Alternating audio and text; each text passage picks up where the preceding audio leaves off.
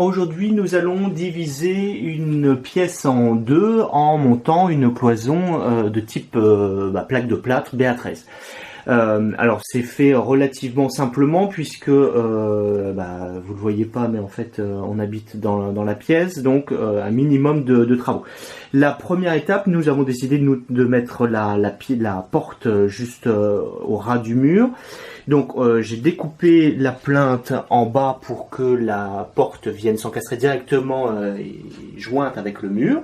Ensuite donc j'ai fait 3 trous pour mettre des chevilles et ensuite je vais venir visser donc le chambranle de la porte contre le mur, et puis je vous ferai voir après les autres étapes qui seront notamment tout ce qui est ferraillage avec donc deuxième étape, après avoir mis et placé la porte contre le mur, création du mur justement BA13 avec donc les semelles ou rails en haut.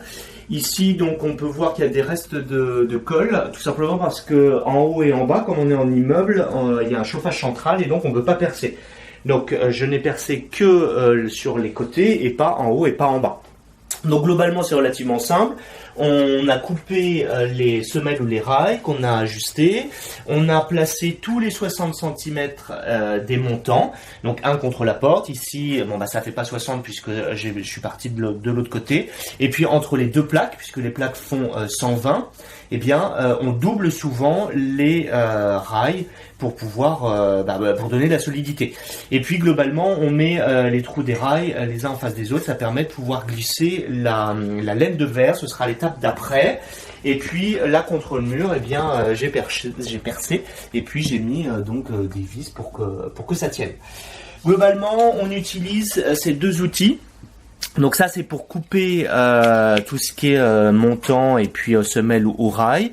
Et puis là, je vais vous faire voir. Donc ça permet de pouvoir solidifier l'ensemble, c'est-à-dire de pouvoir les sertir, une pince à sertir. Donc on met comme ça. On prend la semelle et le rail, on serre. Moi je le fais 2 fois. Et donc voilà, les deux pièces ici, celle-ci et celle-ci, donc sont serties et étape suivante, découpage de la plaque de plâtre ou plaque de BA13. J'ai donc fait mes 2 marques. Je prends avec un niveau. Voilà, il suffit de prendre tout simplement un cutter, bien appuyé. On découpe donc le devant de la plaque, la feuille la plus claire. Hop, et ensuite, donc, on la met debout. Hop, avec le genou, on donne un coup. Et puis on vient passer le cutter derrière. Là, il faut visser maintenant la plaque. Donc là, je l'ai prévissée pour qu'elle tienne. C'est mieux d'être à 2. Il faut un embout spécifique qui permet de pas trop faire de dégâts sur la plaque de plâtre. Donc on vérifie bien qu'il y a le montant de l'autre côté et puis après on visse tout simplement.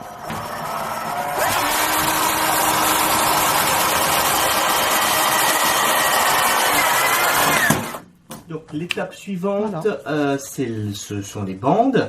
Ce que j'ai pas dit tout à l'heure, c'est que lorsque j'ai mis les plaques, il y a sur les plaques des petits renfoncements de chaque côté.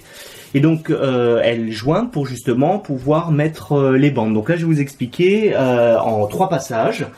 Donc le premier passage en utilisant de l'enduit de lissage juste derrière avec une grande spatule, on vient mettre de l'enduit de lissage, justement, hop, bon, ça tombe partout. Évidemment, on ne ramasse pas ce qui tombe par terre parce que ensuite ça se charge de poussière, de plein de choses et ça fait des grumeaux, ce qui est absolument pas nécessaire. Voilà, bon après il faut faire tout de haut en bas, mais là je vous montre par rapport à simplement ce passage. Donc, avec le bandage joint, donc on fait attention parce qu'elles peuvent se plier en deux si vous avez un angle à faire. Donc là, l'intérieur est à mettre donc côté mur. Donc là, on imagine que tout est fait, c'est juste pour l'exemple, et on vient tout simplement placer la bande ici et on descend toujours dans le même sens, donc la bande du haut vers le bas. Ensuite, avec la spatule, on vient plaquer. Avec le deuxième passage, on vient plaquer la bande.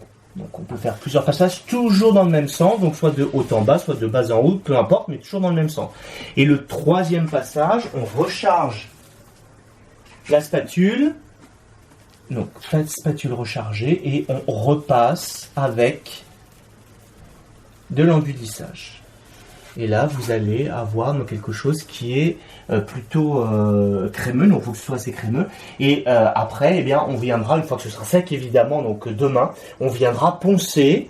Et s'il y a des zones, par exemple en ponçant, on revoit la bande, il faut repasser à nouveau. Il n'y a que les professionnels qui font ça en une seule fois, ce qui n'est pas mon cas. Donc moi je vais sûrement être obligé, une fois d'avoir poncé une première fois, de repasser pour bien en remettre, que ce soit bien propre, et reponcer une deuxième fois.